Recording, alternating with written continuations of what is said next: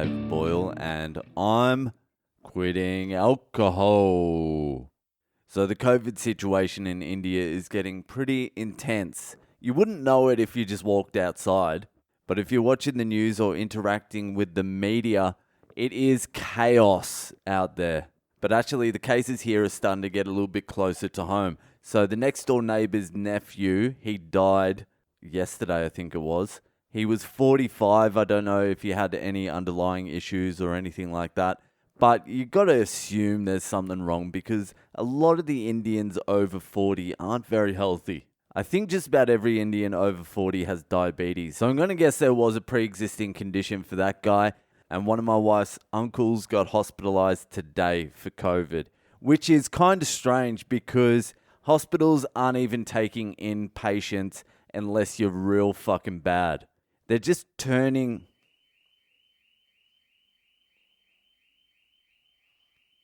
There's always some fucking noise.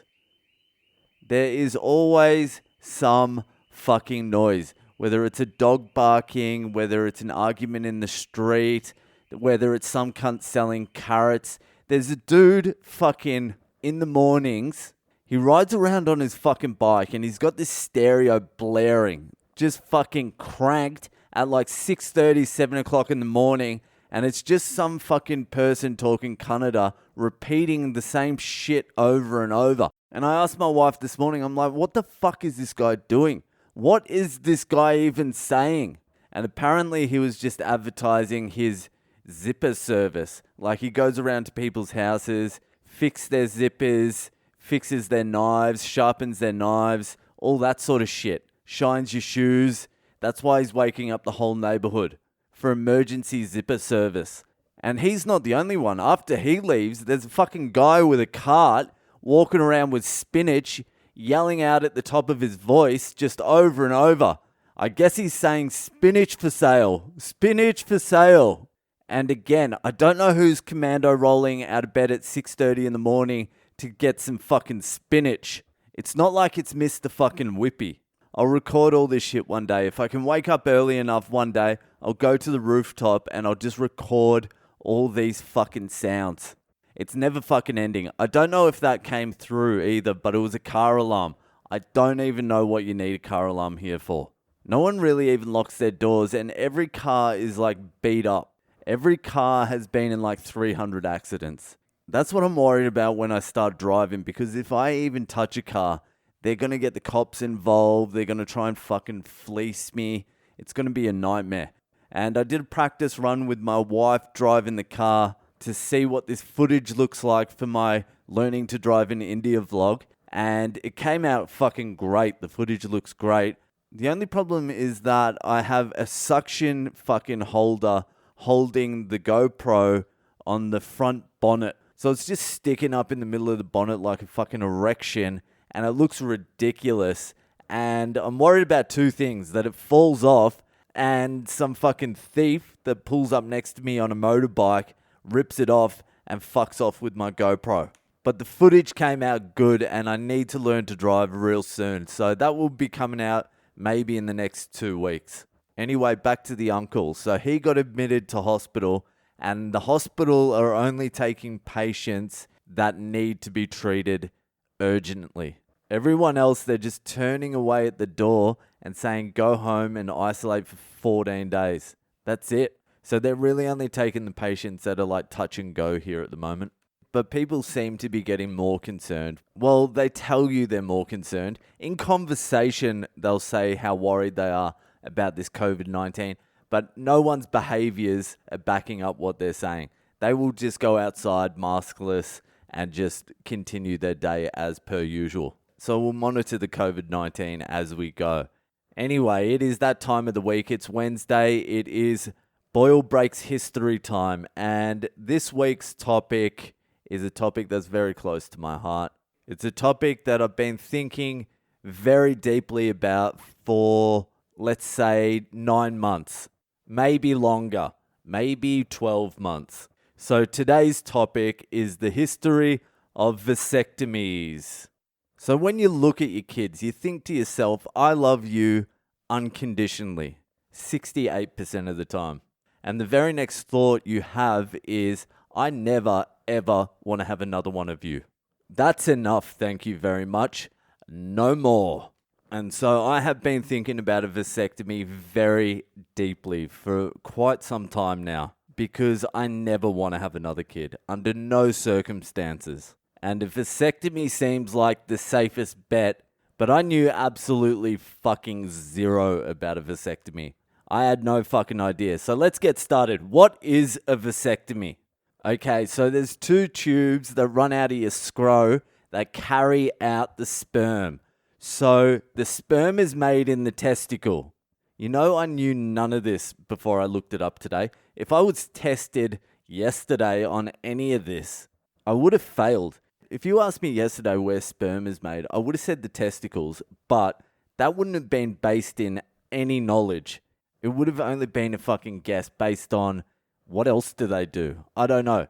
And I honestly didn't know if the sperm was inside the testicle or it was swimming around in the scro building up. I really paid no attention at all in the sex education. I was just like, yeah, there's a dick, there's a puss. What else do I need to know? Put this one in there, that's it. So those 2 tubes that are running off your testes, you can feel them. Guys, if you play with your nuts enough, and we all do, let's not pretend here. The tube, you can sort of feel it. You know when you're playing with your nuts and you hit that thing and for a split second, it feels like a tumor and you're like, fuck, I'm going to die of ball cancer. And so you check your other nut to see if that same tumor thing is on the other nut and you find the exact same thing there. And you're like, what are the chances I have 2 of the exact same tumors in the same spot on each nut?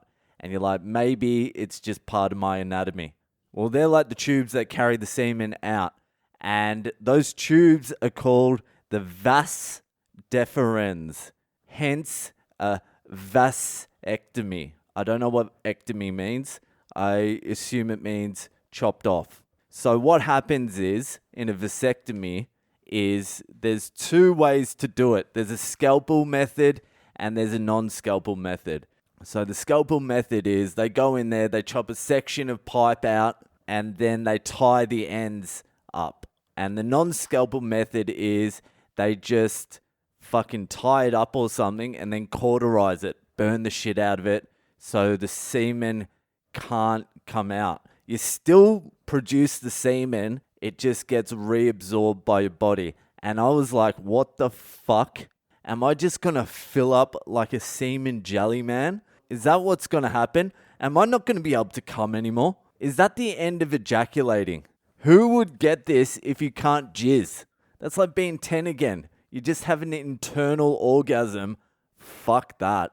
And then I read a little bit further and I discovered something else I didn't know. Semen and sperm are different things. Have I been saying this right, actually? I think I've been saying it wrong. So the testes produce the sperm, and the sperm leaves the testes and goes through the tube, and then it mixes with the semen, which is a completely different thing. The semen carries the sperm. So the sperm goes into the semen, and it carries it through the dick and into the vagina like it's carrying it, like the semen is the vehicle. So the sperm are like little semen. They're in like a little cum boat, and they go into the vagina, and then they swim into the egg. That's what happens, I think. I'm not entirely sure where the jizz comes from, though. Is it the prostate? I didn't look into that. But the thing is, you can still jizz. So if you were worried about not being able to do a money shot anymore, don't worry. You'll still have jizz. There will just be no sperm inside it. I'm not entirely sure how healthy this is for you. There was a Danish study that said if you get a vasectomy, you've got 15% more chance of getting prostate cancer.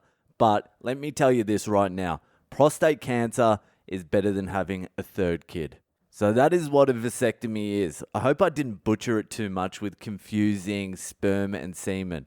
The sperm gets mixed in with the semen, which is a completely different thing. I thought everything that came out of your dick was sperm. I've had 2 fucking kids and I have no idea how any of this works. I honestly don't even know what a womb is. What the fuck is the womb? Is that the placenta? I have no idea.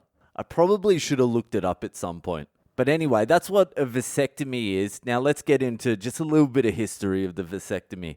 So the first recorded vasectomy was performed on a dog in 1823. Why didn't they just continue doing vasectomies on dogs? When did they make the decision to just lop both the balls off completely? Why don't they just give them a vasectomy so they can still fucking have a good time? Wouldn't that be a better plan of attack for a dog? Poor bastards get both their nuts chopped off because we're too lazy to vasectomy a dog. Anyway, that was the first one recorded. A short time after that, they did it on the first human, and they did it to atrophy the prostate. I guess it was enlarged or something, the prostate, and they thought if we did this, it will shrink back into the normal size. That's my guess anyway.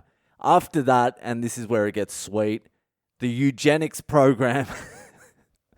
The eugenics programs got hold of it, and in 1897, this Dr. Ostner, I guess he was German, in Chicago, wrote a paper titled Surgical Treatment of Habitual Criminals. And his plan was to use the vasectomy to stem the tide of racial degeneration. We all know what that means.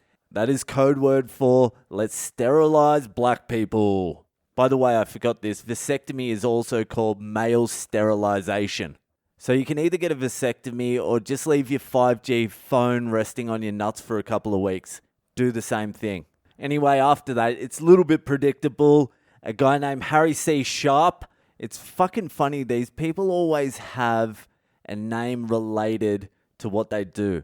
Vasectomy dude, scalpel, his name's Sharp. You get it?